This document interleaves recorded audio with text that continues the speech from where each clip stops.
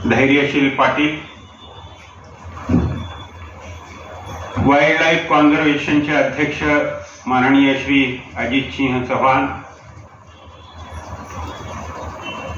निमंत्रक आमचे मित्र डॉक्टर रवींद्र चिंचोळकर, इथं उपस्थित असलेली साहित्य क्षेत्रातली सगळी मान्यवर मंडळी, साहित्यावर, झाडांवर, पक्ष्यांवर, अवघ्या निसर्गांवर प्रेम करणारे आपण सर्वजण, सुरुवातीलाच मी लेखिका कांचन प्रकाश संगीत यांचं मनपूर्वक अभिनंदन करतो. हे अभिनंदन यासाठी करतो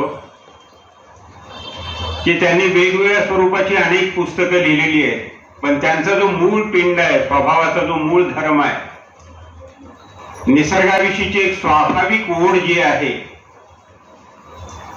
तिकडे वळून अलीकडच्या काळात त्यांनी काही लेखन केलेलं आहे. मला वाटतं एक 5-7 वर्षाच्या मध्येच त्यांचं हरितायन नावाचं एक पुस्तक आलेलं होतं. ते देखील निसर्गाच्या संदर्भात असं आहे.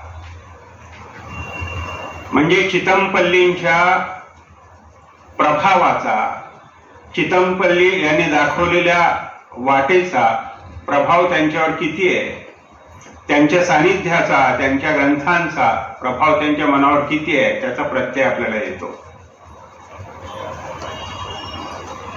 आता धैर्यशील पाटील यांनी सांगितलं की आमची फोनवरून मैत्री होती. माझी देखील कांचन प्रकाश संगीत यांच्याशी जी ओळख होती ती अक्षर मैत्रीच्या स्वरूपात होती आणि ध्वनी मैत्रीच्या स्वरूपात होती.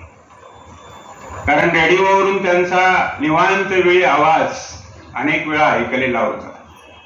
सखी सहेली हा कार्यक्रम तुम्ही, किमान सखी सहेली अजून कानावर तुमच्या असेल, तो गाजलेला कार्यक्रम विविध भारतीसाठी त्यांनी केलेला. असे अनेक कार्यक्रम त्यांनी दिलेले आहेत आणि आकाशवाणीच्या माध्यमातून तो गोड आवाज आपण अनुभवलेला आहे. पण केवळ अक्षर मैत्री आणि ध्वनी मैत्रीच्या माध्यमातूनच त्यांचा आणि माझा स्नेहबंध नाही, तर निसर्गविषयक लेखनाविषयीची जी आस्था आहे त्या आस्थेमुळं आणि मारुती चितमपल्ली यांच्या संबंधातलं त्यांचं जे सख्य आहे त्यातूनही त्यांचा आणि माझा हा स्नेहबंध अधिक दृढ झाला आणि अनेक वेळा त्यांच्याशी या विषयावर, निसर्गाच्या विषयावर बोलण्याचा योग देखील आला. मला आनंद याचा वाटतो की त्यांनी वनमहर्षींच्या सानिध्यात आल्यानंतर त्यांच्यावर एक स्वतंत्र पुस्तक लिहिलं, त्यांच्या संबंधाने एक स्वतंत्र पुस्तक लिहिलं. खरं तर वनमहर्षींच्या सानिध्यात या शीर्षकाचं पुस्तक, आणि ते वनमहर्षी प्रत्यक्ष व्यासपीठावर उपस्थित आहेत आणि त्यांच्याच शुभ हस्ते त्या पुस्तकाचं प्रकाशन होत आहे, हा मला तर वाटतं की दैव दुर्लभ असा योग आहे. एखाद्याच्या भाग्यात तो योग येतो. कांचन प्रकाश संगीत यांच्या भाग्यात तो आला. एवढ्या मोठ्या लेखकाच्या उपस्थितीत त्यांच्याच सानिध्याच्या संदर्भात, त्यांच्याच सहवासाच्या संदर्भात लिहिलेलं हे पुस्तक प्रकाशित होत आहे. हा खरोखरच आनंदाचा क्षण आहे. हे पुस्तक जे निर्माण झालं, या पुस्तकाची जन्मकथा जर सांगायची झाली तर मी असं सांगेन की दिव्यत्वाच्या प्रतिती अनुभवातून, प्रतितूतून हा सगळा अनुभवाचा जो भाग आहे, अनुभव दर्शनाचा जो भाग आहे, तो गोळा झालेला आहे. दिव्यत्वाची प्रतिती, प्रतिभा पूजन आणि प्रभाव पूजन हा लेखिका कांचन प्रकाश संगीत यांचा स्वभाव धर्म आहे. एखाद्या गुणसंपन्न व्यक्तीचं काही आवडलं की त्याच्या कलेवर, त्याच्या त्या गुणांवर मनापासून प्रेम करायचं, मनापासून त्याची पाठराखण करायची आणि त्यावर काही लिहिता आलं तर लिहायचं, चांगला उपक्रम करायचा. मग तो आकाशवाणीच्या माध्यमातून असेल किंवा जाहीर कार्यक्रमाच्या स्वरूपात असेल, असं त्याने अनेक वेळा केलेलं आहे. त्या त्यांच्या स्वभावातून मला वाटतं या पुस्तकाची निर्मिती झालेली आहे, वनमहर्षींच्या सानिध्यात नावाच्या किंवा सहवासात नावाच्या. आता वनमहर्षींचं जे जीवन आहे ते कुणावरही प्रभाव पाडणार आहे. कुणालाही अद्भुत वाटावं असं आहे, कारण ऋषितुल्य असं ते जीवन आहे. त्यांचं अवघड जीवन म्हणजे एक ध्यास पर्व आहे. मी तर असं म्हणेन की आधुनिक काळातले ते मुनी आहे. मला आठवतं आपल्या सोलापूरचे लेखक त्र्यंबी सरदेशमुख हे एकदा बोलताना असं म्हणाले होते की चितमपल्लींच्या व्यक्तित्वाविषयी बोलताना की हा माणूस रानातनं आल्यासारखा वाटतो. मला ते शब्द अजूनही विसरता येत नाही. इतकं ललित सुंदर लेखन करणारा, ते वाचत असताना आपल्या मनावरून मोरपीस फिरते की काय असं वाटावं, अशा प्रकारचं लेखन करणारा हा माणूस थेट रानातून आल्यासारखा वाटावा असं त्यांचं व्यक्तिमत्व. आणि नेमकं तेच सरदेशमुखांनी अधोरेखित केलेलं होतं त्यांच्या त्या विधानातून. त्याची आठवण मला होते. त्यांचं संबंध जर जीवन पाहिलं, वयाच्या 42व्या वर्षी 40-42 वर्षापर्यंत तसे ते प्रसिद्धी परांमुख होते. 1932चा त्यांचा जन्म आहे आणि 1974ला त्यांच्या संबंधीचा पहिला लेख महाराष्ट्र टाइम्स मध्ये प्रकाशित झाला 1974 साली. नरहर कुरुंदकरांनी तो लिहिला होता. त्यांनी अवघ्या महाराष्ट्राला ओळख करून दिली होती एका पक्षी वेड्या माणसाची. त्या लेखाचं शीर्षक होतं पक्षी वेडा माणूस. पण हा पक्षी वेडा असलेला माणूस त्याचं व्यक्तिमत्व इतकं समृद्ध करत जाईल पुढे, हे कदाचित त्यावेळेस महाराष्ट्राला जाणवलं देखील नसेल. कारण गेल्या 1974 ते या पुढल्या काळामध्ये 2024 पर्यंतच्या काळामध्ये जर आपण पाहिलं तर त्यांचं व्यक्तिमत्व अनेक परीने, अनेक अंगाने, अनेक आयामांनी बहरत गेलेलं व्यक्तिमत्व आहे. आणि म्हणूनच मला असं दिसतं जसं कुरुंदकरांनी पहिल्यांदा त्यांना पक्षीवेडा माणूस म्हणून ओळख करून दिली त्यांची महाराष्ट्राला, त्यानंतर मारुती चितमपल्लींच्या संदर्भात व्यंकटेश माडगुळकरांनी एक लेख लिहिला. हा देखील एक महाराष्ट्रातला प्रतिभावान माणूस व्यंकटेश माडगुळकर. त्यांनी चितमपल्लींविषयी लेख लिहिला आणि त्या लेखाला त्यांनी शीर्षक दिलं होतं वनस्पती कुळातील माणूस. पक्षीवेडा माणूस, वनस्पती कुळातील माणूस, वेगळी ओळख आली. आणि त्याच्यानंतर जेव्हा महाराष्ट्र फाउंडेशनचा पुरस्कार त्यांना मिळाला त्यावेळेस राम शेवाळकरांनी लिहिलं सृष्टीशी संवाद साधणारा वनमित्र. परत ते क्षितिज विस्तारलं.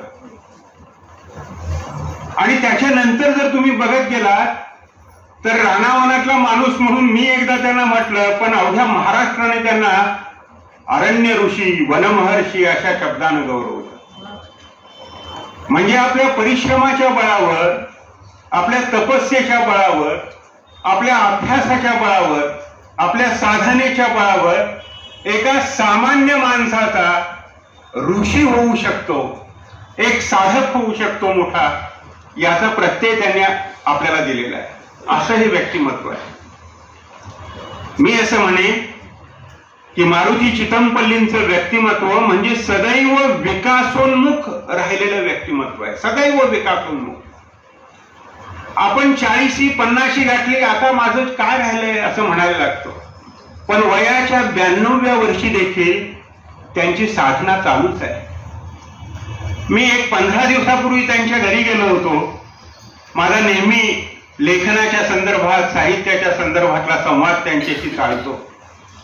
आणि संवाद करताना त्याने मला सांगितलं की सर, वेदाचे 4 खंड मागवले,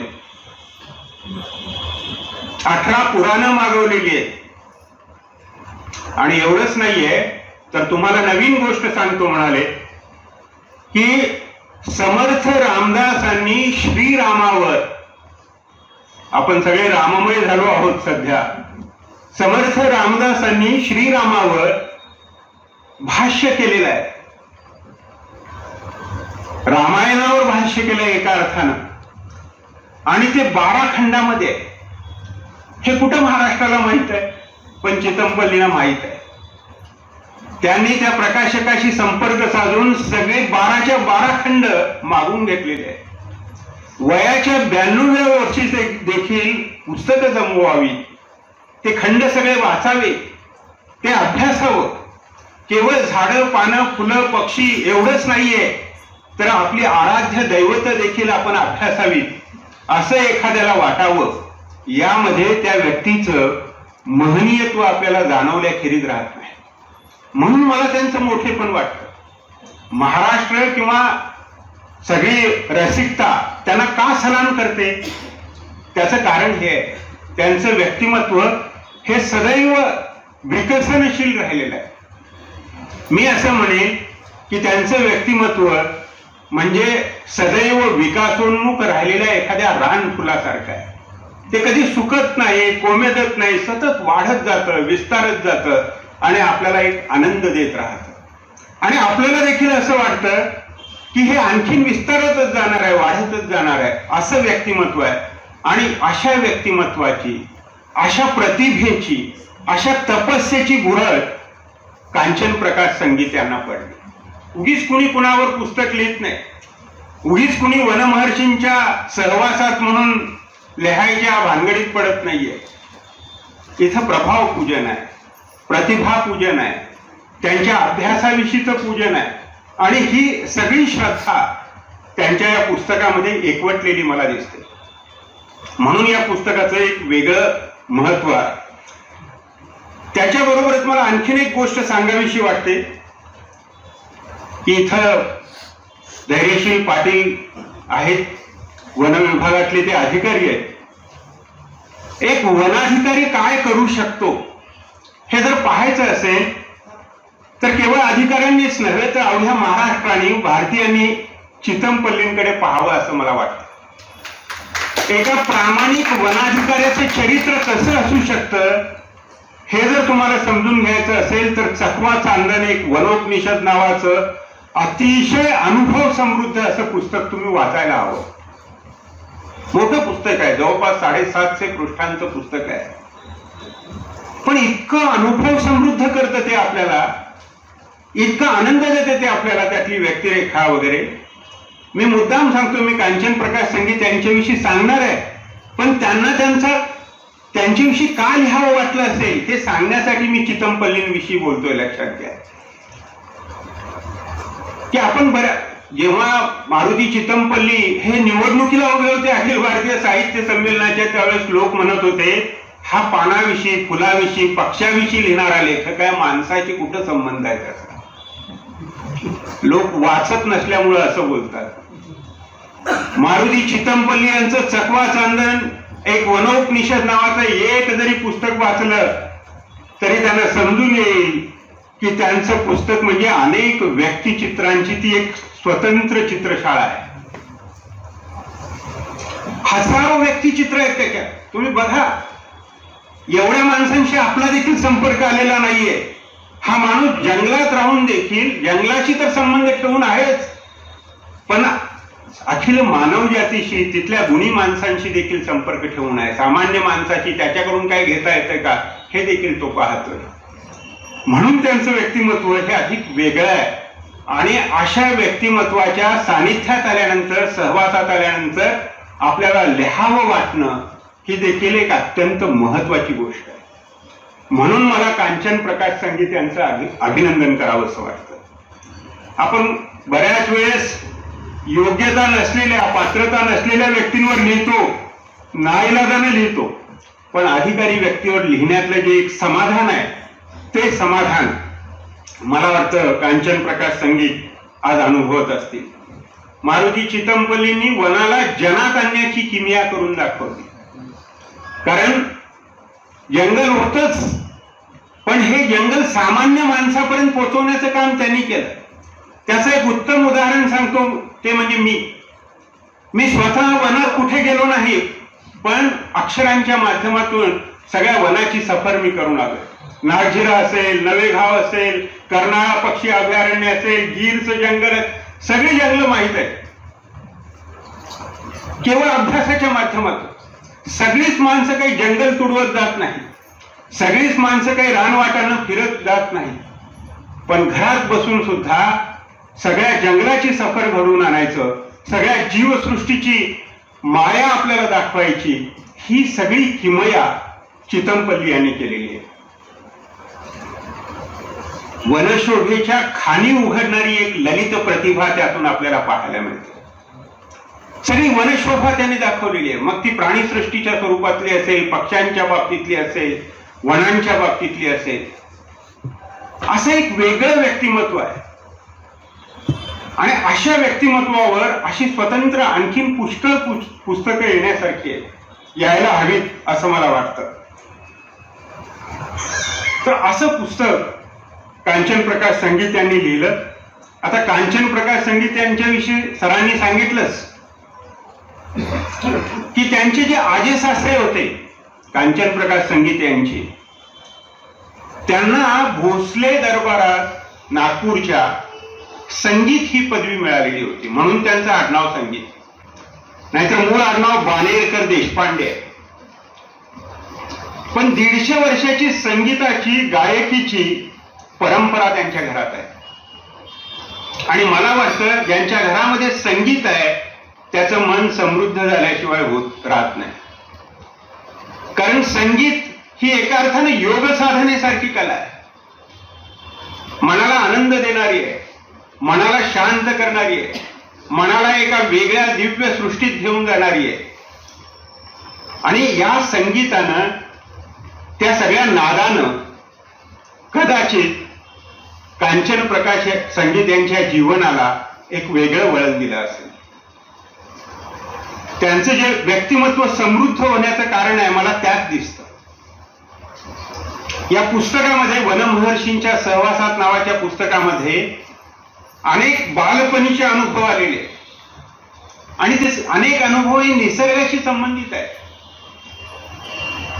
निसर्गाची अनुभूती आणि त्याला बालपणाची निरागसता याचं सुंदर मिश्रण त्या अनुभवात पाहायला मिळतं. त्याने एके ठिकाणी लिहिलंय की लहानपणी मी माझ्या बॅगेत मिठाची डबी घेऊन फिरायची. मला फार मजेशीर वाटलं हे. माझ्या बॅगेत मिठाची डबी घेऊन फिरायची, कारण चिंचेच्या झाडाच्या संदर्भात त्यांचा लेख आहे. आणि चिंचेचं मला आकर्षण इतकं वाटत आलेलं आहे की कायम मी माझ्या दप्तरात एक डबी ठेवायची मिठाची, की चिंचा सापडल्या की मीठ लावून खायचं. ही बालपणीची निरागसता अशी झाडांच्या माध्यमातून, झाडांच्या आठवणीतून त्यांच्या पुस्तकात आलेली आहे. बालपणीतले अतिशय मजेशीर वेगळे असे अनुभव आलेले आहेत. कुठलंही सुंदर फूल दिसलं, पान दिसलं निसर्गातलं की ते घ्यायचं, त्याच्या पाकळ्या वेगळ्या करायचे. खरं तर त्यांनी लिहिलं पाकळ्या वेगळ्या करताना सुद्धा ते करावं वाटायचं नाही, कारण फुलाविषयीची, त्या गोष्टीविषयीची एक प्रेमाची, संवेदनेची भावना तिथं असायची कुठेतरी. पण तरी ते काढायचं आणि एक एक पाकळी पुस्तकाच्या पानात जतन करून ठेवायची, जपून ठेवायची. म्हणजे लहानपणापासून अशी सौंदर्य दृष्टी असणं, असं काहीतरी त्या एक वेगळेपण जपणं, हा स्वभाव कांचन प्रकाश संगीत यांचा आहे. आणि त्यातून त्यांची ही सगळी वृत्ती बहरलेली आहे असं मला वाटतं. या पुस्तकाचा जन्म जसं मारुती चितमपल्ली यांच्या प्रभाव पूजनातून झाला आहे, तसंच निसर्गाविषयीच्या प्रेमातून देखील झाला आहे. माहिती, अनुभूती आणि प्रभाव पूजन असं स्वरूप आहे या पुस्तकाचं. कारण या पुस्तकामध्ये वृक्षाविषयी म्हणजे झाडाविषयी उत्कट प्रेम दिसतं. 15 लेख आहेत या पुस्तकात. या 15 लेखामध्ये झाडच झाड आहेत, प्राणी आहेत, पक्षी आहेत, पण त्या तुलनानं झाडं खूप आहेत. प्रत्येक लेखकाचा एक पिंड असतो, स्वभाव असतो. शांता शेळके यांनी असं म्हटलंय, मला माणसानंतर निसर्ग जवळचा वाटतो. व्यंकटेश माडगूळकरांचं लेखन जर बघितलं तर तुम्ही तिथं पक्ष्यांविषयी लिहिलंय त्यांनी, पण प्राणी हा अत्यंत जिव्हाळ्याचा विषय आहे त्यांचा, म्हणून वानर वगैरे हे सगळे येतात. चितमपल्लींविषयी जर पाहिलं तर चितमपल्लींचं पहिलं प्रेम पक्ष्यांवर दिसतं. हे लक्ष, म्हणून पक्षी कोच वगैरे सगळेच आलं तिथं. मग प्रत्येक लेखकाचा एक पिंड असतो आणि तो त्यांच्या लेखनातून दिसतो. लेखनातलं मला एक महत्वाचं वैशिष्ट्य आढळलं ते म्हणजे वृक्षप्रेम, झाडांविषयीचं प्रेम.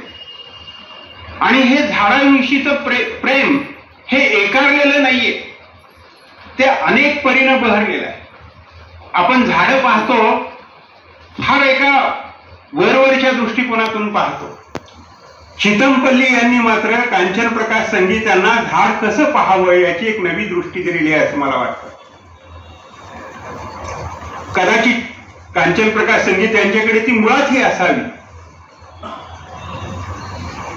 की झाडाचं रंगरूप, त्याचं रूपवैभव, त्याचं सौष्ठव, त्याच्या फांद्या, त्या आकारातून निर्माण झालेल्या त्या झाडाला एक स्वतंत्र व्यक्तित्व, त्याचं बहरणं, फुलणं, पानगळणं, त्याची शास्त्रीय माहिती, लोकजीवनातल्या त्याच्या संदर्भातल्या कथा, त्याच्याविषयीच्या आठवणी, कुठल्या तरी महापुरुषाशी संबंधित असलेला झाडाचा संदर्भ, असे कितीतरी संदर्भ या झाडांच्या प्रेमापोटी त्या जागवतात. मला चितमपल्लींचं लेखन वाचताना देखील याची तीव्रतेनं जाणीव व्हायची. कारण चितमपल्लींचं वृक्षाविषयीचं जे लेखन आहे, त्यांच्याही बहुतेक सगळ्या लेखनामध्ये देखील अनेक वृक्षांविषयीचे लेख आहेत. पाखरमाळेचा वृक्ष असेल, चिंच आल्यात पाडावा असेल, अनेक आहेत, पळस सारखा लेख आहे. या सगळ्या लेखामध्ये आपल्याला असं दिसतं, इतक्या सुंदर पद्धतीने त्यांनी ती सगळी माहिती आणि सगळा अनुभव दिलेला आहे की आपल्याला असं वाटतं की एखाद्या डेरेदार वृक्षाखाली बसून त्या वृक्षाकडूनच आपण ती सगळी माहिती ऐकतो आहोत.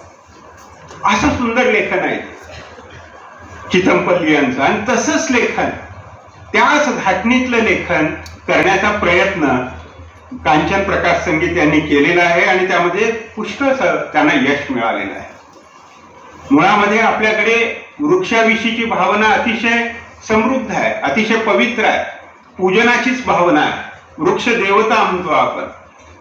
आणि फार पूर्वीपासून अगदी जुन्या ग्रंथापासून वृक्षाचं महात्म्य सांगण्यात आलेलं आहे. एवढंच कशाला, आधुनिक काळातल्या अनेक कवींनी देखील वृक्षवेद गायलेला आहे. सोपानदेव चौधरी सारखा कवी म्हणतो, वृक्ष दिसता सामोरी, काय सांगू त्याची शोभा, जसे कटेवरी हात युगे 28 उभा.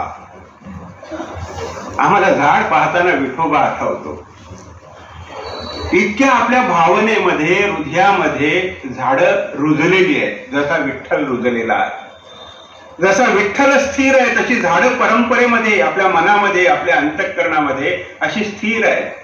समचरण ठेवून ती उभी आहे. तर हे सगळं देखील इथं आपल्याला दिसतं.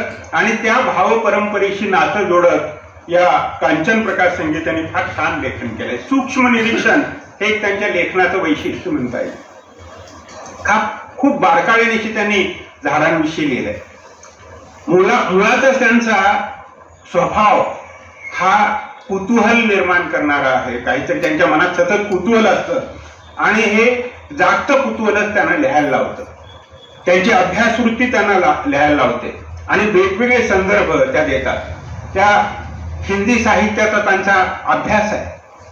हिंदीमध्ये त्या MA झालेल्या आहेत आणि त्यामुळे हिंदी साहित्यातले बरेचसे संदर्भ त्यांच्या लेखन, अगदी फणीश्वरनाथ रेणू सारख्या प्रतिभासंपन्न लेखकाचे संदर्भ देखील त्यांच्या लेखनामध्ये त्यांनी फार छान पद्धतीनं दिलेले आहेत.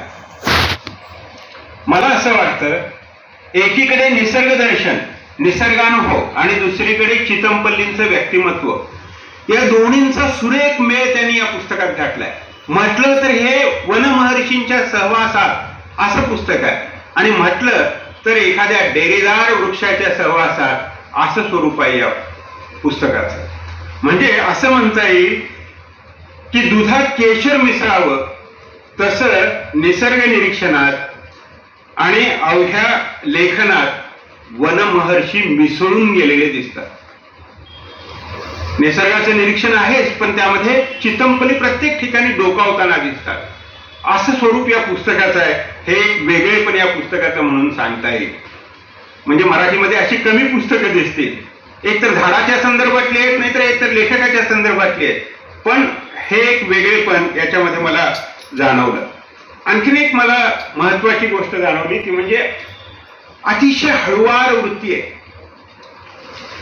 एक कर्दळीच्या संदर्भातला लेख आहे, तुम्ही जरूर पुस्तक वाचा, सगळं सांगण्याची आवश्यकता नाही. कर्दळीच्या संदर्भात लेख आहे, इतकं छान लिहिलं त्या कर्दळीच्या संदर्भात देखील त्यांनी की घरात खाचरामध्ये येणारी ती कर्दळी आणि त्या कर्दळीची सगळी दाटी, त्या कर्दळीच्या पानाविषयी, तिच्या वाढीविषयी, तिच्या मुळाविषयी, तिच्या बुडाविषयी इतकं छान छान लिहिलंय. आणि ते सगळं लिहित असताना त्याच्या नाजूकपणाबद्दल देखील अत्यंत हळुवारपणे लिहिलंय. जैसे शारदीयेचे चंद्रकळे माझी अमृतकन कोवळे, ते वेचिती मन मवाळे चकोर तलगे. जे ज्ञानदेवांनी म्हटलं तसं हळुवारपण चित्त आणून कथा ऐकावी, त्याप्रमाणे त्यांचं वाचन देखील असं अतिशय हळुवारपण आपल्या चित्ताला आणून, आपल्या हृदयाला आणून वाचावं लागतं. इतकं छान लिहिलंय त्या कर्दळीविषयी. एक प्रसंग आहे, आई म्हणते कर्दळीची ओढ म्हणजे माहेरची ओढ. त्यांची आई, कर्दळीची ओढ म्हणजे माहेरची ओढ.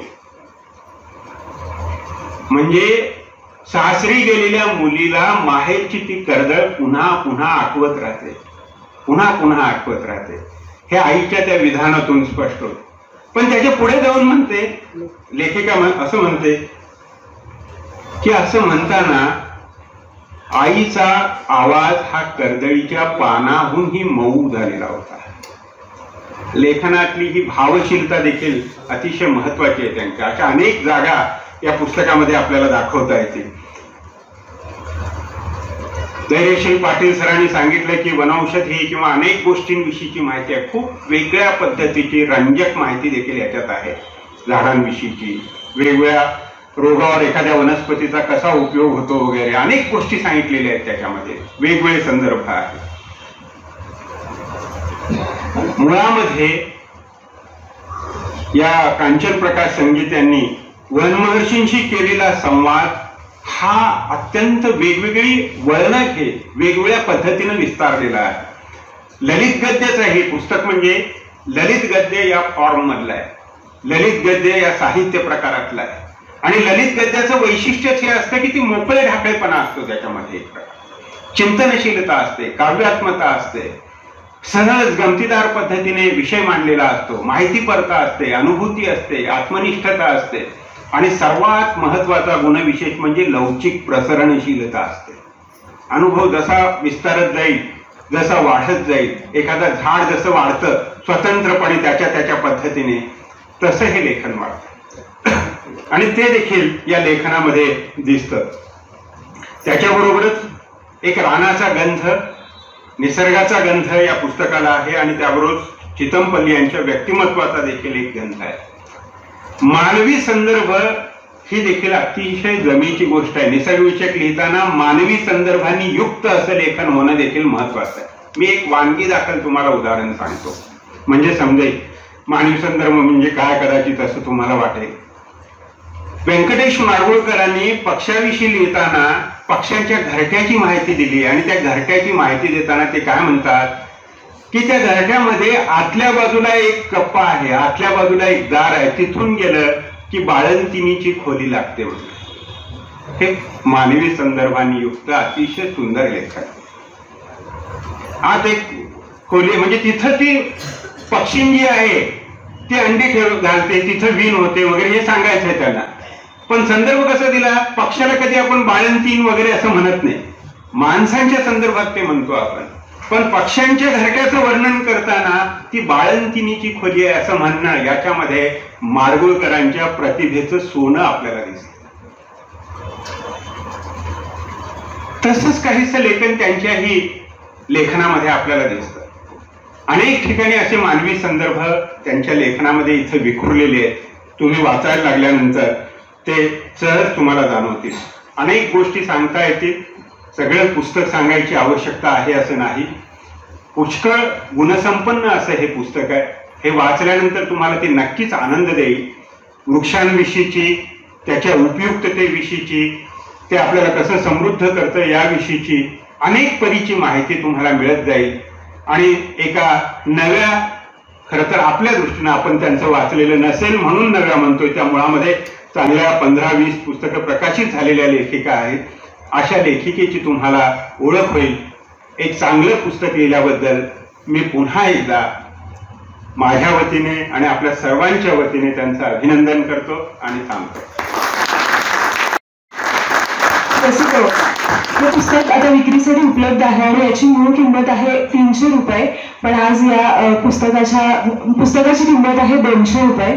तर आता या कार्यक्रमाच्या आभार प्रदर्शनासाठी या पुस्तकाच्या लेखिका कंचन प्रकाश संगीत मॅडम यांना मी विनंती करते.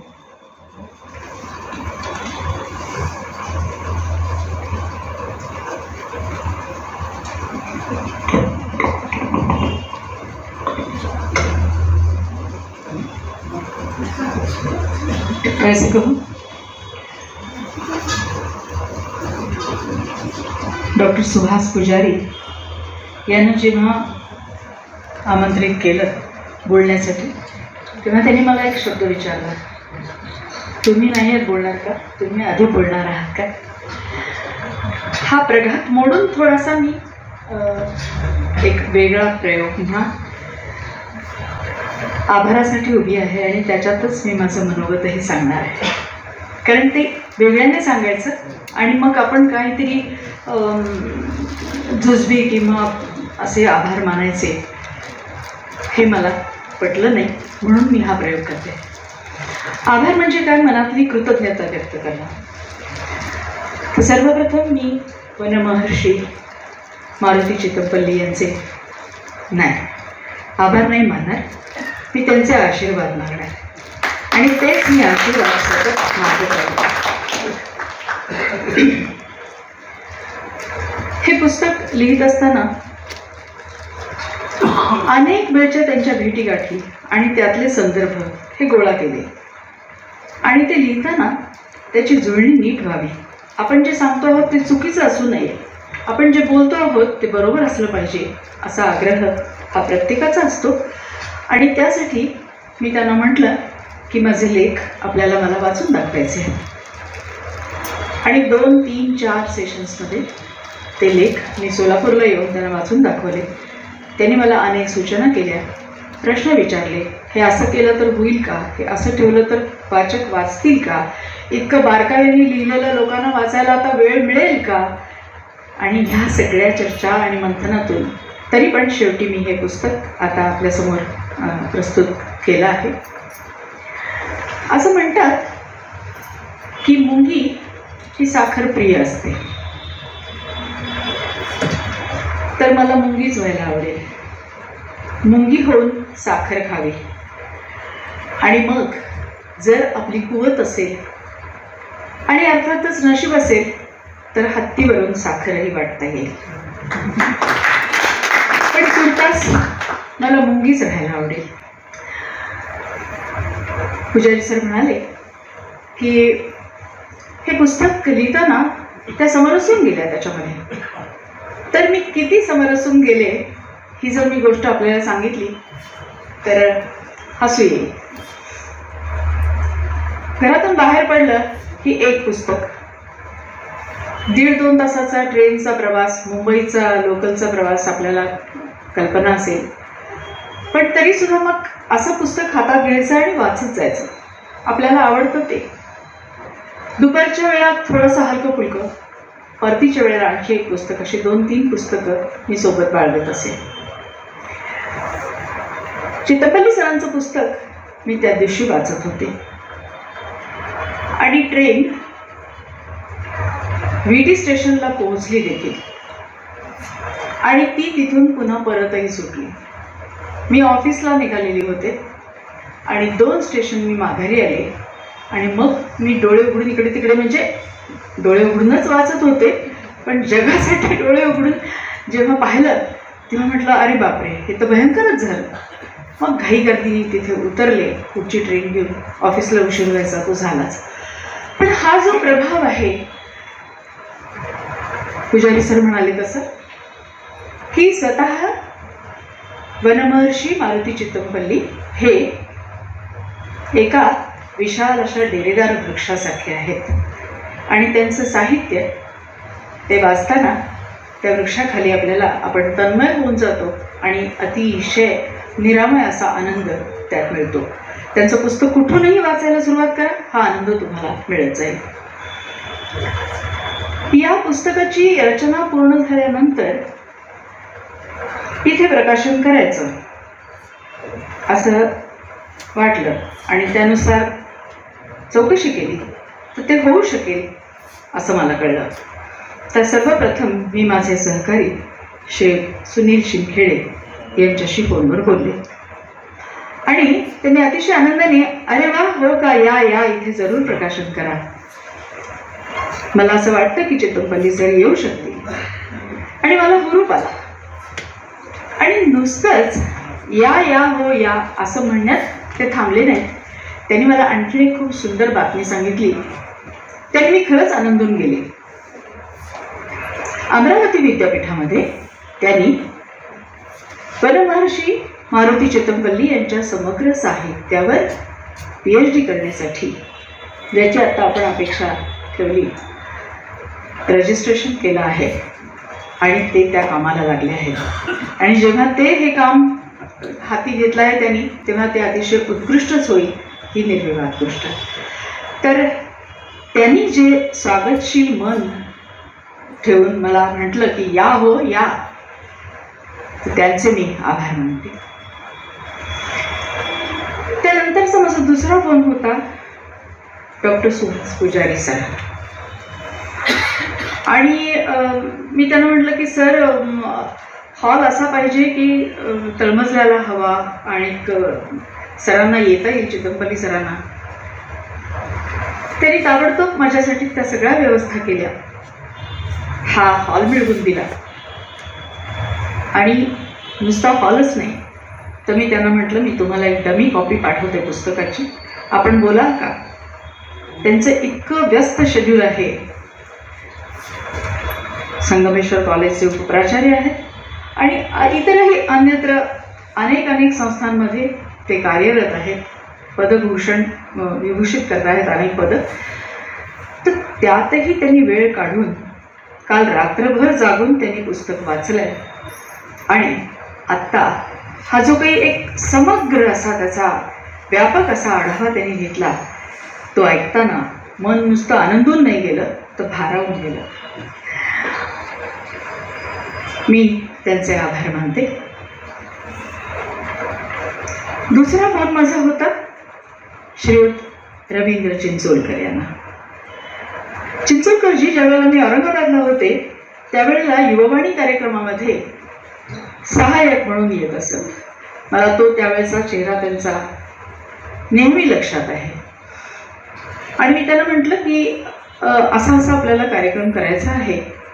तर ते म्हणाले की हो, आपण हे करू शकतो, तुम्ही जरूर या. आणि मग जी पाठराखण त्यांनी माझी केली असं नाही मी म्हणणार, या कार्यक्रमाची पाठराखण त्यांनी केली आणि ती इतकी उत्कृष्ट केली की मी त्यांचे आभार मानण्यासाठी खूप सारे शब्द जुळवू शकत नाही. खूप खूप आभारी आहे, एवढंच मी म्हणेन. आमचे वर्ध्याचे मित्र कौशल मिश्रा, ते हिंदीचे लेखक आहेत आणि त्यांनी 2 कथासंग्रह त्यांचे प्रकाशित झाले आणि त्या दोन्ही कथासंग्रहांना त्यांच्या हिंदी साहित्य अकादमीचा अवॉर्ड मिळाला, पुरस्कार मिळाला. तर कौशल मिश्राजी आणि मी आणि चितमपल्ली सर हे वर्ध्याला वारंवार भेटत असू. त्यांनी मला सांगितलं की दादा के पास जाना है और उनके साथ बहुत दिन हुए बातचीत नहीं हो पाई. सांगलीला आम्ही होतो, त्यांना सांगलीहून इथे येण्याची खूप भूक होती, पण तिथे कार्यक्रम होता. लखनौमध्ये एक संस्था आहे जी राष्ट्रीय पातळीवर काम करते आणि त्यांनी काही पुरस्कार दिले. तर त्या पुरस्कार वितरणाचा तो समारोह तिथे होता आणि आणखीनही बरेच त्यात कार्यक्रम होते. संयोजक म्हणून ते त्या ठिकाणी आपलं भूमिका निभावत असताना त्यांनी अशी इच्छा व्यक्त केली की आपण एक दिवस तिथून सांगलीवरनं इथे येऊ आणि इथे त्यांच्या घरीच आपण हे पुस्तकाचं प्रकाशन करू. पण ते तसं होऊ शकलं नाही. मी त्यांचा उल्लेख इथे यासाठी करते आहे की हे पुस्तक लिहिताना त्यांचाही खूपसा हातभार. या पुस्तकामध्ये 16 फोटो आहेत, म्हणजे फोटोची पानं आहेत आणि त्या प्रत्येक पृष्ठावर 4-5 वेगवेगळे फोटो आहेत. त्यातले काही फोटो त्यांनी मला दिले आहेत. तर त्यांचा सुद्धा इथे मी मुद्दाम आवर्जून उल्लेख यासाठी करते की ते चितमपल्लीजींचे आणि माझे आमचे एक जे ऋणानुबंध निर्माण झाले ते अतिशय आत्मीय आणि सुहृद असे होते. आणि त्यांनी मला विशेष करून सांगितलं की दादा, ते त्यांना दादा म्हणतात, तर दादांचं जे कार्य आहे ते आपल्या सगळ्यांना पुढे न्यायचं आहे आणि ही जबाबदारी आपल्यावर आहे. जसं त्यांनी हे सांगितलं तसं त्यांनी आणखीन एक गोष्ट सांगितली. ते म्हणाले की धैर्यशील पाटिल साहब को आप बुलाइए, आप उनके पास जाइए, ये मेरा नंबर, उनका नंबर मैं आपको देता हूँ. त्यांनी नंबर मला दिला. त्यानंतर मी पाटील सरांशी बोलले आणि त्यांनी मला मान्यता दिली की मी येईन, त्या ठिकाणी आपल्या पुस्तकावर बोले नाही. आणि ते त्यांनी या ठिकाणी आपल्या अतिशय व्यस्त अशा कार्यक्रमातून पुष्कळ वेळ काढून ते इथे आलेत, बसले आहेत. त्यांचेही मी आभार मानते.